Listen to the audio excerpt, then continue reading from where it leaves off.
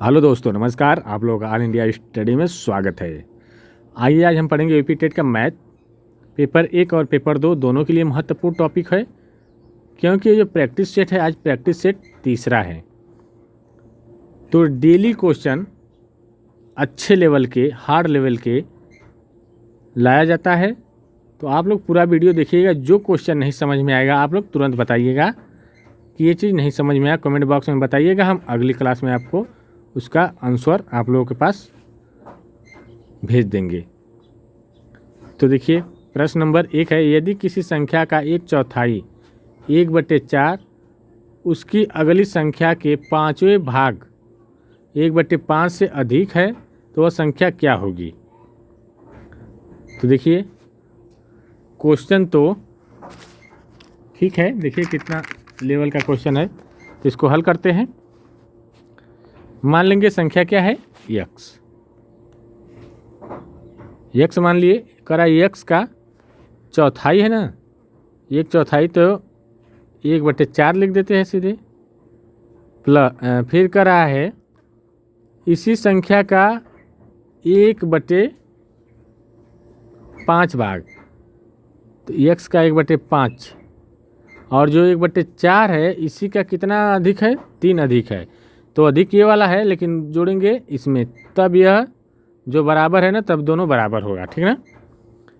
अब क्या करेंगे हम, x/4 माइनस x/5 बराबर 3 हो जाएगा। जब यह जो है x/5 जब दूसरे साइड जाएगा तो प्लस रहेगा तो माइनस हो जाएगा, ठीक ना। अब क्या होगा, इन दोनों का एलसीएम लेंगे तो इनका एलसीएम जो आएगा 20 आएगा। अब 4 से भाग देंगे 20 में, तो ये 4×5 = 20, तो 5x हो जाएगा ऊपर, और माइनस 5 से भाग देंगे तो 4x बराबर 3। ठीक, अब क्या करेंगे, 20 का इसमें गुणा कर देंगे तो x हो जाएगा 5x में से 4x घटेगा तो 1x बचेगा। अब इसका जब गुणा करेंगे तो 20×3 = 60। तो देखिए इसका आंसर क्या है, 20×3 = 60। ऑप्शन नंबर बी करेक्ट हो जाएगा, ठीक ना। आइए प्रश्न नंबर, फिर से बता दे, चलिए एक बार और बता देते हैं, मिटा देते हैं पूरा। चलिए कोई कलर बदल देते हैं। करा यदि किसी संख्या का 1/4 उसकी अगली संख्या के 5वें भाग 1/5 से 3 अधिक है, तो मान लीजिए लिखेंगे, माना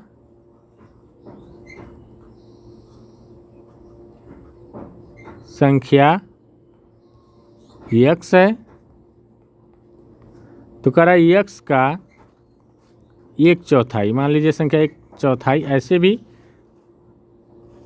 बराबर करा x का 1/5वां भाग, ठीक ना।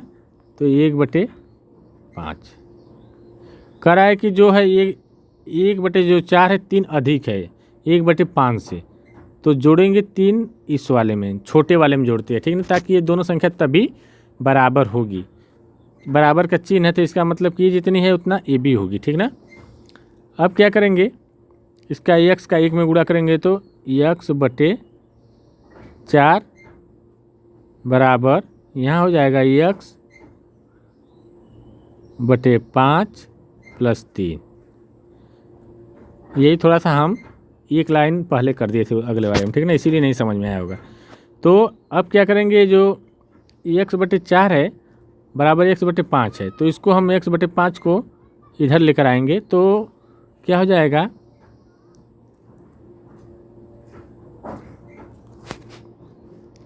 ये हो जाएगा x/4 माइनस हो जाएगा x/5 बराबर 3 हो जाएगा, ठीक ना। अब क्या करेंगे, इन दोनों का एलसीएम जो आएगा 4 और 5 का 20 आएगा। 4 से भाग देंगे 20 में तो 5 बार जाएगा, 5 का गुणा x में करेंगे तो 5x, और इसी तरह 5 से भाग देंगे 20 में तो 4 आएगा, 4 का गुणा x में करेंगे तो 4x बराबर 3। ठीक, अब 20 का गुणा इधर कर देंगे और 5x में से 4x घटा देंगे तो x बचेगा। अब इसका गुणा करेंगे 20 तिहाई 60 हो जाएगा। तो यही हमारा आंसर फिर आ गया। ठीक, आइए प्रश्न नंबर 2 देखते हैं। प्रश्न नंबर 2 है,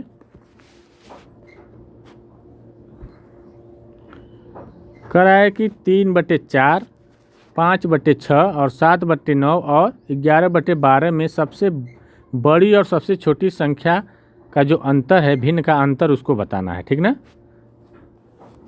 तो आइए पहले देखते हैं कौन छोटी है कौन बड़ी।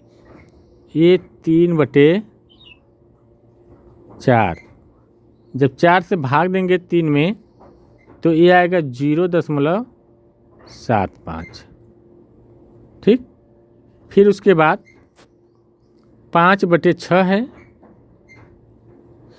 जब इससे भाग देंगे तो आएगा 0.833। फिर और है तीसरी क्या है 7/9, जब 9 से भाग देंगे 7 में तो ये आएगा 0.77। अभी एक और बचा है, एक है 11/12, यहाँ से कर देते 11/12। जब 12 से 11 में भाग देंगे तो आएगा 0.916। तो देखिए इसमें सबसे छोटा क्या आया है 0.75 और सबसे बड़ा 0.91। तो इन दोनों का अंतर निकाल लेंगे।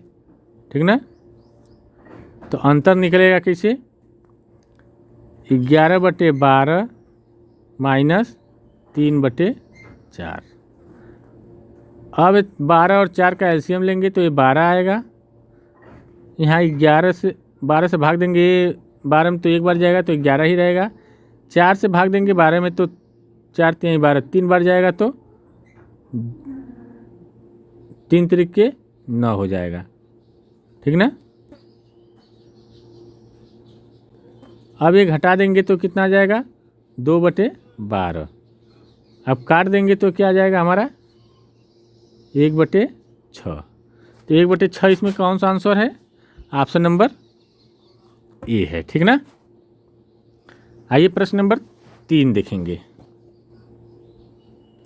प्रश्न नंबर 3 है, एक दुकानदार एक वस्तु को 270 में बेचकर 10% की हानि उठाता है और 10% का लाभ कमाने के लिए उसे वस्तु को किस मूल्य पर बेचना चाहिए। तो कुछ नहीं, बहुत आसान एक सूत्र बता दे रहे हैं, शॉर्टकट ट्रिक है। मान लीजिए जो जितना में वो बेचा है x मान लेते हैं, गुणे 100 प्लस परसेंटेज कितनी की हानि हुई या जो भी हो रहा है 100 माइनस परसेंटेज, ये हमारा एक ट्रिक है। ठीक ना, तो x का मतलब मान लेंगे 270 गुणे 100, पहले 10% का हुआ है, फिर 100% 10% लाभ कमाना चाह रहा है, तो ये हो जाएगा 270 गुणे 110, ये हो जाएगा 90। अब 90 से 0 से 0 कट जाएगा, 9 से काटे 9 तरीके 27। अब 3 का गुणा 110 में करेंगे तो कितना आ जाएगा 11 3 33, 330 आ जाएगा। ठीक ना, तो इसका सही आंसर ऑप्शन नंबर बी हो जाएगा। ये सूत्र लिख लीजिएगा, ये सब क्वेश्चन में ऐसे सूत्र लगाएंगे आसानी से लग जाएगा। ठीक ना, आइए प्रश्न नंबर 4 देखते हैं। कह रहा है राष्ट्रीय पाठचर्या रूपरेखा 2005 एनसीएफ के अनुसार प्राथमिक स्तर पर गणित शिक्षण का मुख्य उद्देश्य क्या होना चाहिए। एक ऑप्शन नहीं दिख रहा है, दिखा, ठीक, तो बताइए। ऑप्शन नंबर ए, बच्चों के गणितीकरण की क्षमता का विकास करना। बी है छात्रों को केवल गणित के सूत्र याद कराना। याद कराने वाली बात निगेटिव होती है। रोजगार योग्य वयस्क तैयार करना, ये भी नहीं होना चाहिए। उच्च कक्षाओं के लिए अमूर्त गणित पढ़ाना, कोई ज़रूरी थोड़ी ना है। तो इसका सही आंसर ऑप्शन नंबर ए हो जाएगा। ठीक ना। आइए प्रश्न नंबर 5 देखेंगे।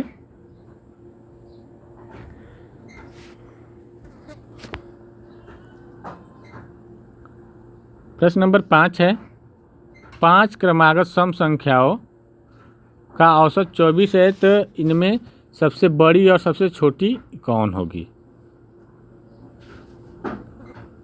कह रहा है सबसे बड़ी संख्या कौन है। तो आइए करते हैं, देखते हैं।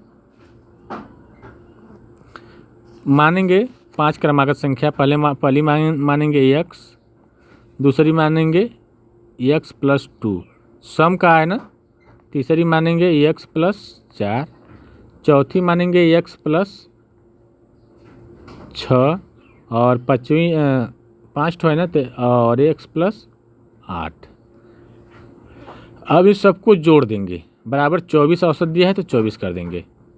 तो x plus 2 plus x plus 4 plus x plus 6 plus x plus 8, कुल 5 संख्या है तो 5 लिख देंगे, और इसका मान दिया है 24।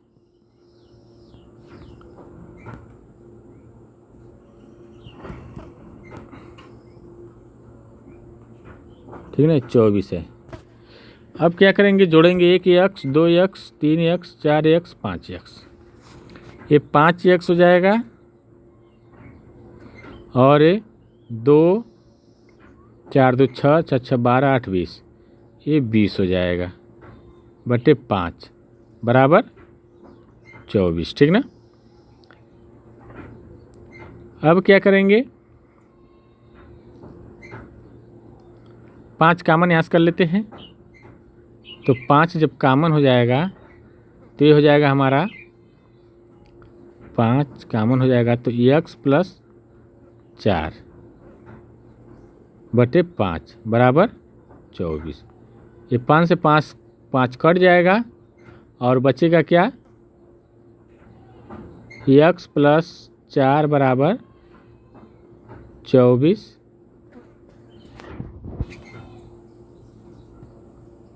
ठीक, तो यहाँ से हमारा आ जाएगा x का मान 20। क्या आएगा, 20।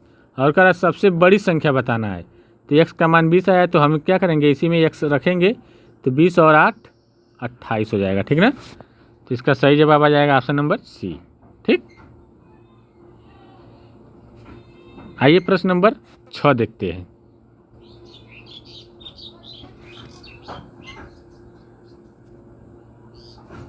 कराए, ए किसी काम को 10 दिन में पूरा कर सकता है और बी उसी काम को 15 दिन में पूरा कर सकता है, तो यदि दोनों एक साथ मिलकर काम करें तो कितने दिन में पूरा कर लेंगे। तो देखिए इसका आंसर कैसे निकालेंगे। मानेंगे ये जो है किसी काम को 1/10 दिन में कर रहा है, और बी जो है उसी काम को 1/15 दिन में कर रहा है। और जब दोनों मिल के करेंगे तो 1/10 प्लस 1/15, ये हमारा हो जाएगा 15 और 10 का एलसीएम निकालेंगे तो 30 आएगा। 10 से भाग देंगे तो 3 आ जाएगा, प्लस 15 से भाग देंगे तो 2 आ जाएगा।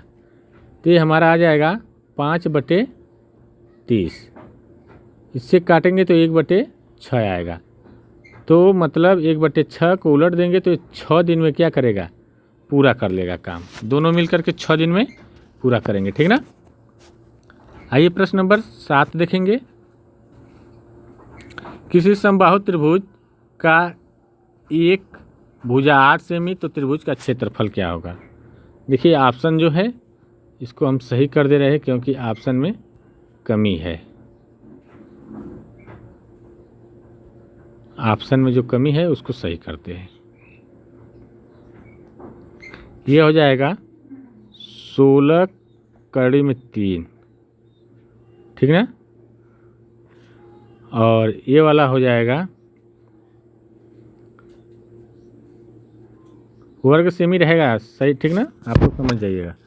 ये हो जाएगा 32 कड़ी में 3 और ये 64 सही है, और ये हो जाएगा 8 कड़ी में 3, ठीक ना।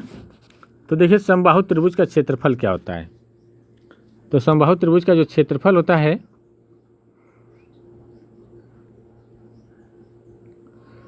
करड़ी में 3/4 गुणे भुजा का स्क्वायर। तो यहाँ पर कड़ी में 3/4 हो जाएगा, और भुजा कितना है 8 सेमी है, 8 का स्क्वायर 8 गुणे 8 कर देते हैं। तो या 4 से काटेंगे तो ये हो जाएगा 2, तो 8 दूना के 16, 16 करड़ी में कितना बचा 3। तो ये हमारा सही आंसर ऑप्शन नंबर ये वाला हो जाएगा, 16 करड़ी में 3, ठीक। आइए प्रश्न नंबर 8 देख लेते हैं। गणित में त्रुटियों की एक महत्वपूर्ण भूमिका होती है, यह कथन कैसा है।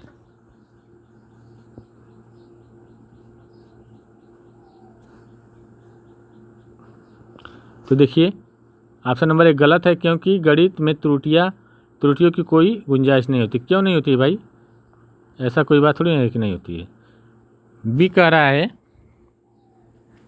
सही है, क्योंकि ये शिक्षक को यह समझाने में मदद करती है कि बच्चे के प्रत्यय का निर्माण कैसे किया जाता है। ये बात बिल्कुल सही है,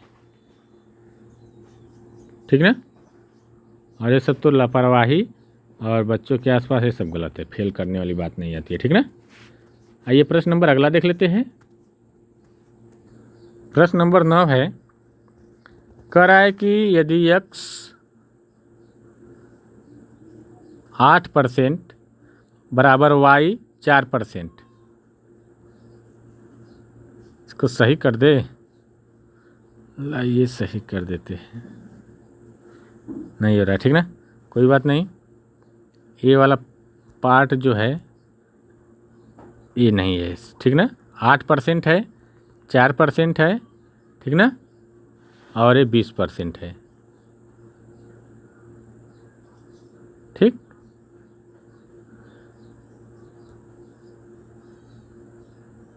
फिर हट गया, ये क्या है 8%, 4% और ये 20%, ठीक ना। तो आइए हल कर लेते हैं। कराए यदि फ़ोन आ गया था तो कोई दिक्कत नहीं, फिर आ गया तो कैसे आप लोग को बता दिया ही। आइए देखते हैं 8% x का 8% बराबर y का 4%। तो यहाँ से x का मान अगर निकालेंगे तो y गुणे 4% बटे 8%, ये परसेंटेज से परसेंटेज ये से कर 1 बटे, तो x बराबर आ जाएगा हमारा y बटे 2। अब वही कह रहा है किस में रखना है, x का जो 20% है उसी में x की जगह हम रख लेंगे, जो x का 20% है यहीं पर रख देना है। 1 मिनट इसको यहाँ से करते हैं ना, x का 20% कर देंगे, तो x की जगह हम रखेंगे y बटे 2 गुणे 20%, में ही पूछा है तो प्रतिशत में कर देते हैं। तो यहाँ से कटेगा तो 10 हो जाएगा, तो 10% y 10% आएगा, ठीक ना। ऑप्शन नंबर 1 करेक्ट हो जाएगा। आइए प्रश्न नंबर 10 देख लेते हैं। सरलीकृत कीजिए। देखिए यहाँ पर जो है 60 भागे 5, तो हम क्या करेंगे पहले भाग दे देंगे।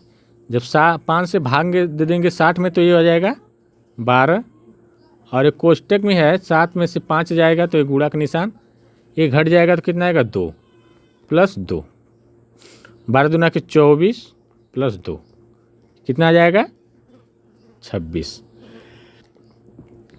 तो आंसर ऑप्शन नंबर बी हो जाएगा, ठीक। आइए प्रश्न नंबर अगला देख लेते हैं। 3.5 लीटर को मिलीलीटर में बदलने पर क्या मान प्राप्त होगा। तो देखिए 1 लीटर में 1000 मिलीलीटर होता है, तो 3.5 है तो इसमें गुणा कर देंगे किससे, 1000 से।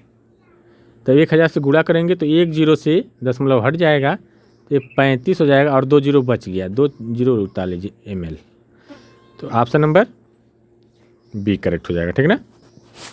आइए प्रश्न नंबर 11 हो गया, 12 देखेंगे।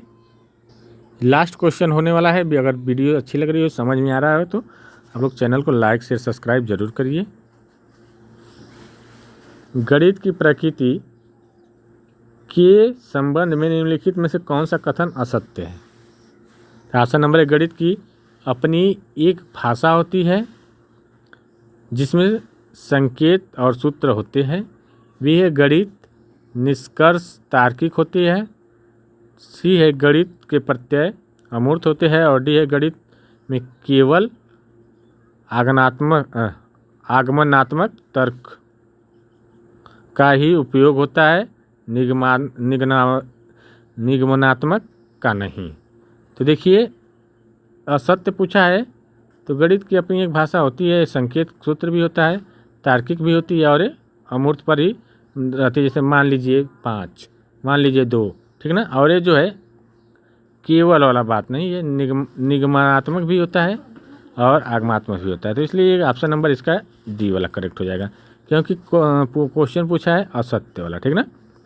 तो देखिए वीडियो अच्छी लगी हो चैनल को लाइक शेयर सब्सक्राइब करिए। मिलते हैं अगले वीडियो में, तब तक के लिए नमस्कार।